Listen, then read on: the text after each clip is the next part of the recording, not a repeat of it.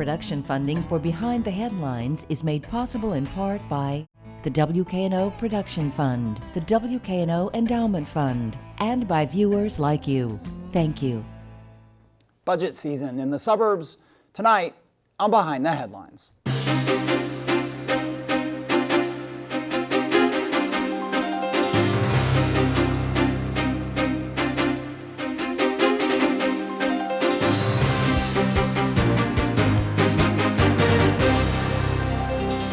I'm Eric Barnes with the Daily Memphian, and thanks for joining us. We are joined tonight by Mayor Stan Joyner of Collierville. Thanks for being here. Thank you for the invitation. Absolutely. I look forward to it. Absolutely. Along with Keith McDonald, Mayor of Bartlett. Thank you for being here again. Great to be back. Absolutely, and it's good to have you both in the studio after so many Zoom sessions. I also have Bill Dries from the Daily Memphian. It is budget season for the county, the city. We've been focused on that in various ways over the last few weeks, maybe a month. Maybe I'll start with Collierville. You all have approved your budget. We have. And coming off, one of the obviously most difficult, strangest, challenging years. Right. A couple things, and you can correct me where I got this wrong. Okay. You all approved a budget that's about $90 million operating budget, about $13 million in capital expenses, roads and buildings and all that kind of stuff, and we'll go into that, and $99 million to the schools. Correct. And this was a reappraisal year where much of the county saw some, on average, the county was 20% increase in property taxes. That gets adjusted down because you can't have a windfall. But you all passed a bit of a tax increase, about a 10% tax increase that brought some more revenue back in. Right. I guess that's the headline. Where and why did you end up having to do this tax increase? Well, that's a great question, and we start our budget process actually at the first of the year in January, February, start meeting on it, and so a lot of thought had gone into that, and we knew that because of the reappraisal, we're going to need to roll back. Our rate at that time was $1.83. We rolled back 26 cents. So we were starting at $1.57 and then added 15 cents to that, so we're at $1.72. That increase is going to go where our focus has returned to and is going to be this year, and that's on public safety. We're starting our own ambulance service in our fire services division. We have ordered 3 ambulances that will be in service and 2 more as backups, or a total of 5. And we will begin the process after July the 1st of hiring 22 additional firefighter, EMT, paramedic people to staff that. So startup cost on it is over $4 million. Reoccurring costs will be about 2, we're projecting. That part of it is the largest expense, but we've also increased our complement in the police department. We have approved the hiring of 3 new police officers, 4 part-time officers that will probably be from the retired ranks who will come in and man our courts. And I want to come back to a bunch of that. Sure. Real quickly on the police. That's 3 more. How many in your police department right now? Give or take. On patrol? Yeah. Approximately 60, 65. Approximately 60. Okay. Right. Let me bring it, and we'll come deeper into a bunch of those questions, but let me get Mayor McDonald in. You all have not approved your budget. You've got some notice and technical legal requirements before you can do your final vote, but it looks like it's set, and you can correct me if I'm wrong. Overall, what is it, a $57 million operating budget? Do I have that correct? That's just the general fund. That's just the general fund, excuse me. Total schools and everything is $180 million. Yeah, and that you're looking at around a 16%. Again, the similar dynamic to that for all the county, where property values are up. That in a reappraisal year, you've got to lower your rate, but then you're raising it back up around 16% increase back up to about $1.75. Is that what y'all are looking at? Yeah, ours is $1. We do Similar the same thing that Collierville does. We start working on this in January and try to see the trends. And of course, this year that was really hard because we had this bump year that was such an anomaly, and we'd been given money by the feds and the state of Tennessee, and so you don't want to use non-recurring funds on recurring expenses. Right. So, I think some of our citizens are like, well, you're getting at first they thought we were going to get 16 million. Actually, you're getting 5.8 or 9. From the federal government. Yeah, through the R's, whatever. Yeah. So that's fine when you use that in your budget, but you can't be thinking next year, you got to take that out. And so as we look, now we are getting some, but it is highly regulated. That money is so we can't count on it for all of our other things. And so we needed some additional money to be competitive, because if they're going into the fire business, guess what?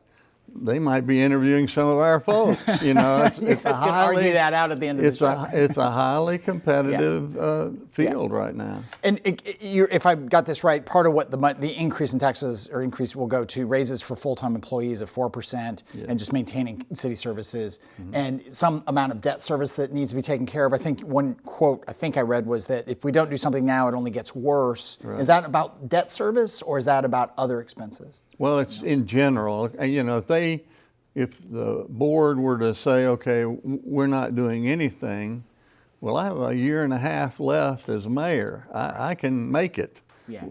We can patch together a budget, but it won't be good in the long run, you know. Because of debt service, because of no, debt service is just expenses. Part of it. That's $1 million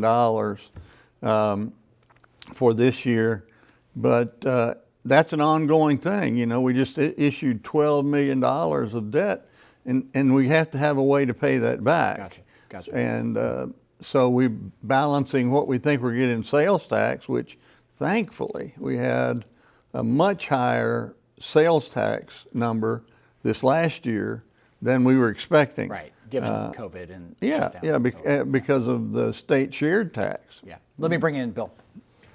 Mayor Joyner, on the American Rescue Plan Act funding, were you expecting a higher amount than Collierville wound up About getting? 3 times higher, yeah.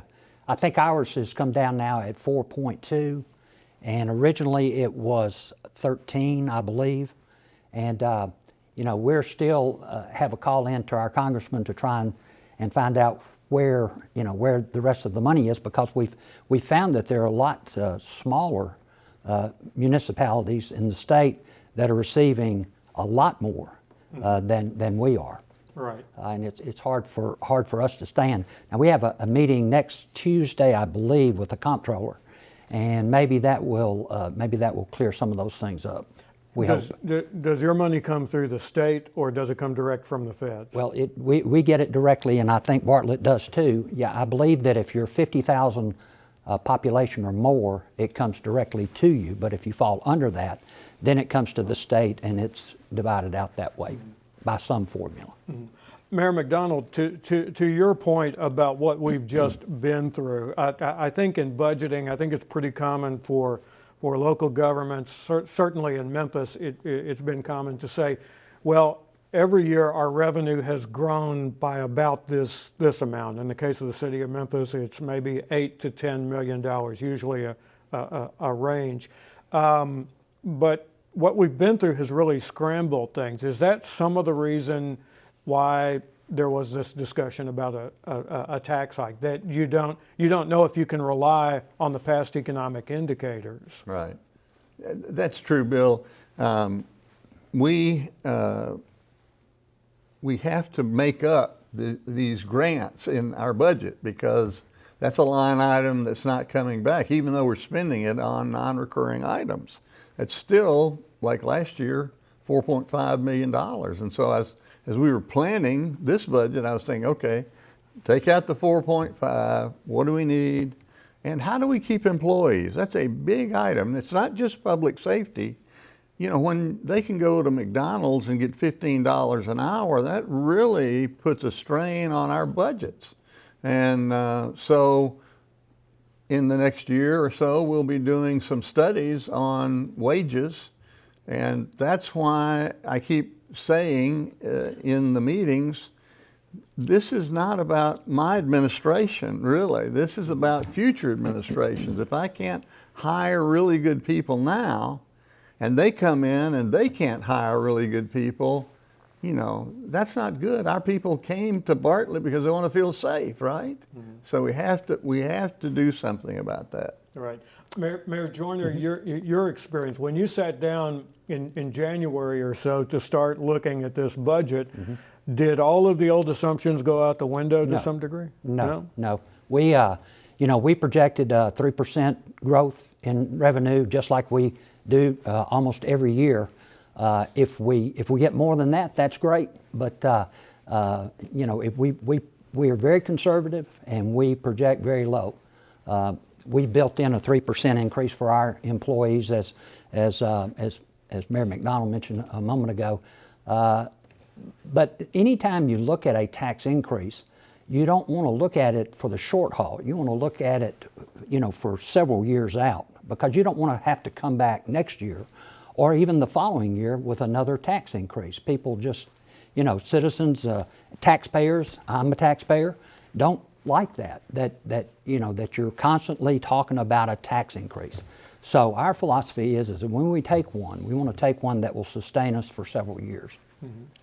About those tax increases, you mentioned people want to go to Bartlett, because it's safe. That's been a selling point for Bartlett, for Collierville, for many of the other suburbs. Low taxes, as you just alluded to, has been another one. And how much pushback have you gotten? How many angry phone calls or emails have you gotten on your increase? Well, I'm proud to tell you that after 3 readings on the tax rate and 2 presentations on the budget, I've not had one person who signed up to speak at the board meeting. I've not received a telephone call or an email about the taxes. And I it's been my experience that if you tell people what you're going to take the tax increase for, and then you're truthful and you have some fidelity to your word and you deliver that by and large the taxpayer trust you. They know that you're making decisions for the betterment of the whole community. And people do enjoy living in a safe community, living in one that has nice amenities, a good school system, and all those things that come across. I have had residents speak at meetings when I've made budget presentations and that type thing and say, I cannot believe I get all that for this tax rate. Yeah. For you, Mayor Joyner mentioned the schools, and back in the day when the consolidation, deconsolidation on you were sort of all but another guest host or a regular on the show in that, because you were out front on that and your desire to have Bartlett to have its own school system. We're however many years into that, because I have no sense of time. COVID eliminated my sense of time.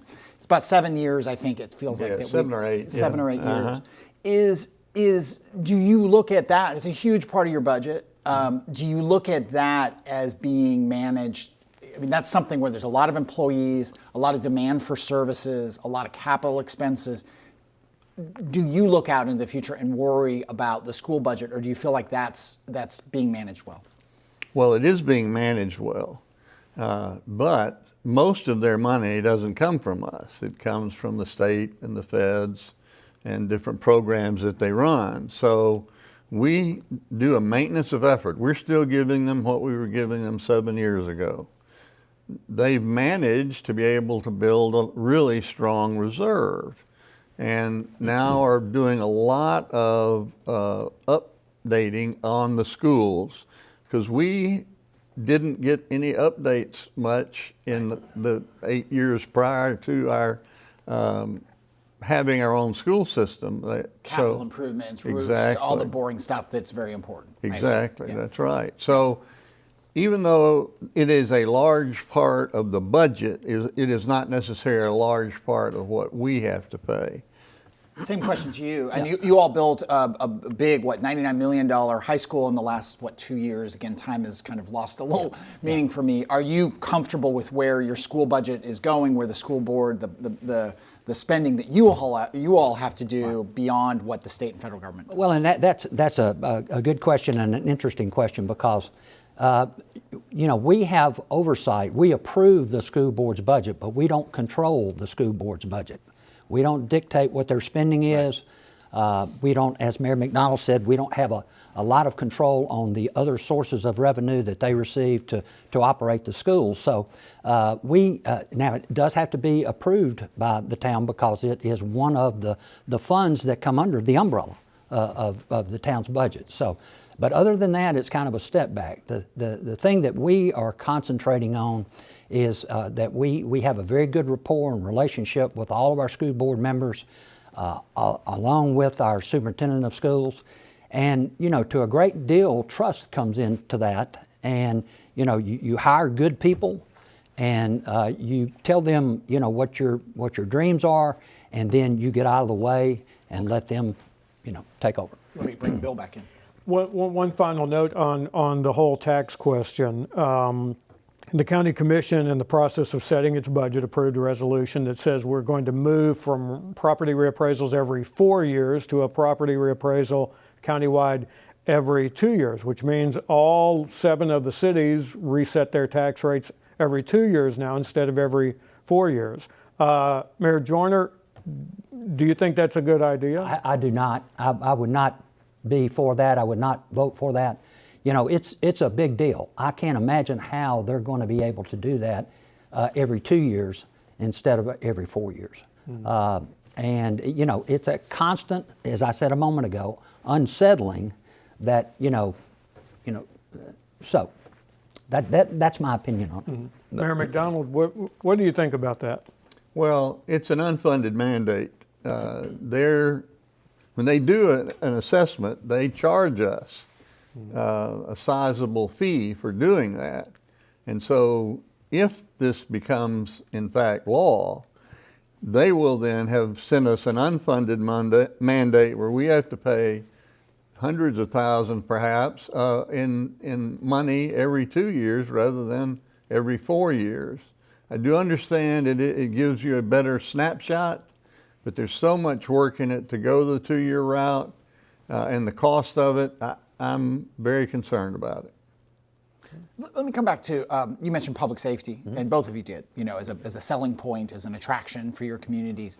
You're adding 3 full-time officers and as many as 4 part-time officers, you mentioned. In COVID, nationally, it was just a Memphis thing, it was really an everywhere thing, big jumps in crime, and particularly juvenile crime. And people have speculated, and it at least intuitively makes sense, had a lot to do with schools being closed and kids being kind of unsupervised or listless or bored or, all those things. And your schools were by and large in person, some hybrid learning, some closures. Everyone staggered through, but by and large were open. Did you see an increase? I'll start with you. An increase in crime in Colleyville during the pandemic, and if not, why the new police officers? Yeah. Well, I think that there was some uptick, and I'll call those. We did notice some crimes of opportunity. In neighborhoods with unlocked cars and that type thing. They really, as they would drive through, they would not vandalize the car, but they would check and see if the car was locked. If it was locked, they would move on to the next one. And we got this information from porch cameras, okay? And it would be a car that would just pull slowly down the street, and the back doors would open, and somebody would work this side of the street, somebody would work this side of the street. But other crimes, I'm not aware that there was that there was a lot there. Again, you're always going to have your bad checks. You're always going to have shoplifting, that type thing. And I don't think that that's necessarily something that that it's just part of being there. You're just going to have it. And so the new police are for what purpose? Or what drove that decision making? Right. Well, we not only did we. Or let me back up and say that we added a motorcycle patrol unit. So we actually took 2 police officers out of a car and put them on motorcycles. So they're still doing traffic enforcement and making calls and that type of thing. But we needed something to backfill the cars that they came out of, and we need to grow our department as our population grows. We need to grow. Yeah. Did you all see an uptick of crime in any measure, or not so much? Yes, in a couple of different areas. Now we have 108 post-certified police, and we saw domestic violence go up. Yeah. That was a national phenomenon. And we saw mental health issues that caused some of those things. So there are things that were byproducts of the decisions we made as far as closures, businesses being closed and causing businesses to go out of business. And so, yes, we saw those kind of things go up. And Collierville is a little bit insulated because they've got Germantown as far as crime or criminals that are coming from the urban core. Right. Because we know where the people we arrest are from, and a lot of them are young people, most of them, trying to come in and, like he says, either do crimes of opportunity or, in some cases, steal cars. So that's something that, as a county, we've all got to work on because they don't care where they're at as long as they can get something. I'll go back to Bill, but one last question. This whole last year, I mean, it's a couple years now, these debates about the role of police and the notion of defunding the police and so on. But one of the more interesting conversations we had, which I think was with some city council folks, and someone who said, I don't care how many police we have, I just want to use them correctly. And we got into a conversation about, is it the appropriate thing to send police to deal with mental health issues? I mean, I know a domestic violence issue, it can be very literal violence, and we'll take that one off. But, I think the example people use sometimes is you've got a homeless person who's not threatening, doesn't have a knife, but is a disturbance and is causing trouble. Is there another answer than the police, or are the police the appropriate people to go in that situation? Well, we've trained our police in depth on that very issue. We started that training, 5 years ago, before it became a thing, on television. We were already doing that. We were already recognizing the need, both in drug intervention and Narcan. Drug use, not selling so much, or No, is it both? yeah. It's drug use. Who's using it, and then we're called because, he looks like he's dead, and he's overdosed, and he will be dead, or she. And so he had to learn the Narcan for the police and our fire department. And so we do use both of those if we know what the case is. If we know that home has somebody that has a mental illness of some kind, then we might make sure that the fire department goes with them because we may have to transfer. Yeah. I saw you nodding before I go to Bill. I mean, those notions of like de-escalation training, and I'm not maybe using the right terminology, but if you all embrace that you're going to send the police, but it's not always guns out. Oh yes, and I mean, and that's not something new. We've had, as Mayor McDonald said, we've had trained negotiators, for a long time. It's been my experience though, in observing these things, is that when you send a negotiator, you've got to have someone that's willing to negotiate. Yeah. A lot of times it's so far down the road that there's not a lot that you can do other than take them into custody. Yeah, just a few minutes left here, Bill. All right. Mayor McDonald, you've made a decision not to run for office again. Are you gonna? Well, and we should point out you would leave office at the end of 2022, so a while to go. Are you going to miss this?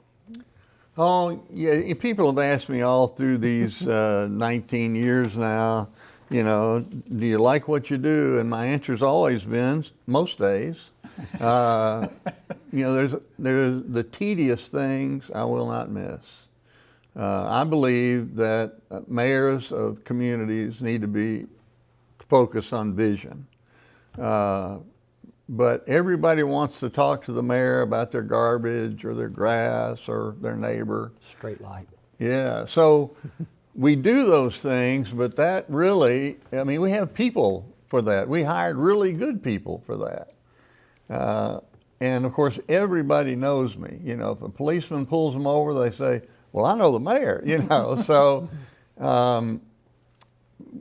it's not to say that any of that is beneath us. We are public servants. We ran originally as aldermen and got into this business for serving people and making their lives better. So I am concerned. I have a meeting tomorrow with a citizen, and I don't know that I'm going to be able to do anything but split the baby on it because of the information I've been given. But I'm going to spend probably an hour and a half on that. It needs to be vision. Whoever's running, whoever wins, that's what they've got to be thinking about. The next 4 years for them, they need to have a vision of what it looks like at the end of 4 years and a roadmap to get there. Mm-hmm. Mayor Joyner, different subject. Let me ask you about the concern about how businesses would fare during the pandemic. What is happening with businesses in your community now that we are on a somewhat steady path back? I think, that you see as they begin to reopen and the stores begin to refill, I think you see a real feeling of optimism that we are on to recovery, and that's a positive thing. There were some dark days there back this past year, and people began to outwardly show, the stress and the strain on business people. But I think there is an optimism out there, especially with the vaccine, the number of people that have been vaccinated. If we can continue that, I think we'll see things even better. All right, we will leave it there. Thank you both. Thank you both for being there. This means that if I get pulled over in Bartlett, I'm going to call you. I'm just going to mention your name, and you're going to get me out of there. You can mention it, and they'll say that's good. Thank you for being here. If you get pulled over in Cairo, call me. I will do that. Thank you all for joining us. Next week we will have a conversation about the aquifer as well as the pipeline. Join us then. But thanks and good night.